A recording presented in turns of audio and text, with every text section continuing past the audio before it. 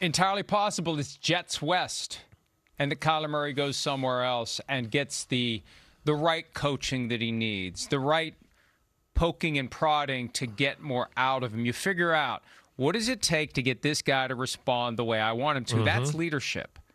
That's not manipulation. That's leadership. That's what coaches do. Exactly. Not everyone is going to respond the same way to what I say.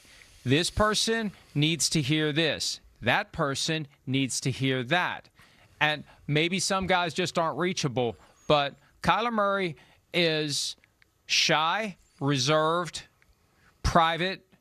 He doesn't exude the natural swagger of a quarterback, and that's okay. We're all different. Just because somebody has elite athletic skills doesn't mean they're going to walk through the door and take over a locker room like Peyton Manning would. Yes. Everyone's different. Mm-hmm. So every team needs to understand, what do I have here, and how do I maybe coax that out of him? Salty Kyler? We don't see that very often. We see salty Tua every once in a while.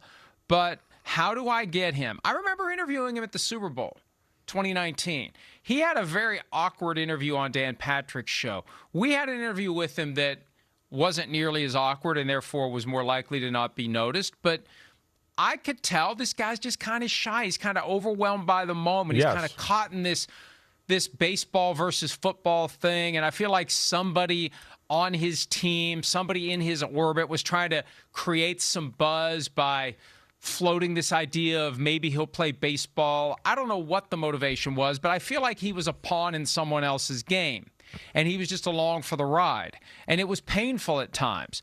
But these guys come into the NFL young. These guys don't know. I wouldn't have known at 20, 21.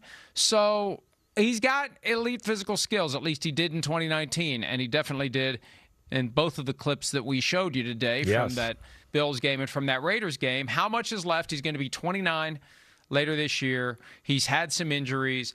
And I think back to 2022 when he signed that contract, that was when it all started. He had the torn ACL in December of that year, and he hasn't been since then the guy that he was before that happened. And is it age? Is it injuries? I don't know what it is. Or is it just, I need to get the hell out of this place?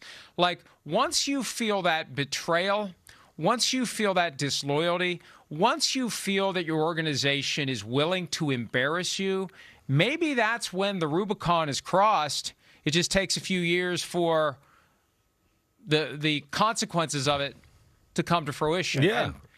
Again, they should have traded him before it came to this. They should have found a way to trade him while others perceived there was enough value from his contract to try to take it on. It was not happening. Now they tried. Hey, at least you tried. Put it on the cake and then put the cake in the garbage can.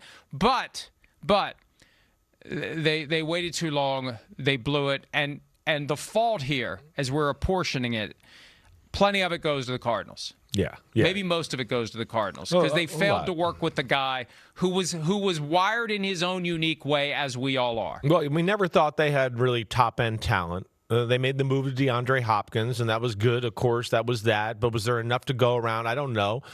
This is one of the few years this past year where you finally went, hey, Marvin Harrison Jr., Trey McBride, okay, they got some things working here. Michael Wilson, all right, there's a little something here. But still, at the same time, I don't think their offense has ever had players where we've gone, well, they should be one of the best offenses in football. I think that's fair to defend Kyler Murray in that department. Now, the other part you bring up is something where I think he's got to grow a little bit. We've talked about this a lot in our history. First off, he was such a talented guy, it didn't matter what he was like. Show up at a baseball field, show up at a football field. I'm the man. I'm the best player. We'll win the game because of that. I never had to say anything or lead or do anything that way. I never had to yell at a guy. We still won because I made it happen. That's where the NFL is different. And like you just mentioned a few minutes ago, not everybody's Peyton Manning where they can walk in the door and just be the sheriff and, check Apple, check 58 Lexus. I mean, that's, Peyton Manning's special that way. That was a skill. That's a skill he has to bring an organization that way. More times than not, it has to happen like you're talking about. I watched my dad early in his career. He had to be calloused. He had to be toughened a little bit. He had to go through some stuff to maybe become the leader Bill Parcells wanted him to. Tom Brady Had to get crapped on in Michigan. You're not that good. Then he had to have Bill Belichick kind of egg it out of him. Like, hey, you got to start yelling at these guys and be a jerk and be an extension of the coaching staff. And he learned to be that. And so hopefully the next stop for Kyler Murray, he can learn some of the, or learn from some of the mistakes he made and then be at a place that understands how to push him and grow him as well. And the second stop can be better. That's what you hope for. And now the next part of that is finding the right situation for him that makes sense, where he feels like, hey, I can get on the field here and show people what I got once again. And that's what I'll be interested to see. Where does Kyler Murray end up? Yeah, and it's all about appealing to that basic question of, do you want to be great? Yes or no? And a few people with that kind of talent will choose no.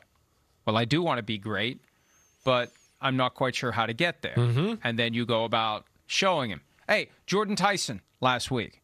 What was the turning point of his life when his brother came in and said, quit playing the video games and let's go to the gym? Right, yeah. Somebody needed to be able to tell Kyler Murray at some point, quit playing the video games.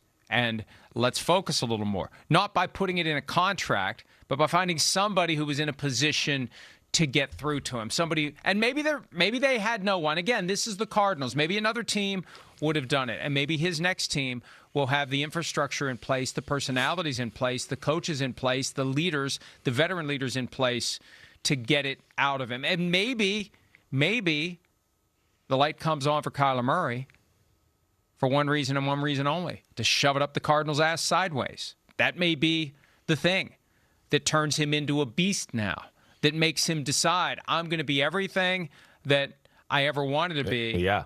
If only to spite Exactly. Michael Bidwell and the Arizona Cardinals for disrespecting me in 2022, which they did. Hi, it's Mike Florio. Thanks for watching PFT on YouTube. Hit subscribe for the latest news and analysis from Pro Football Talk.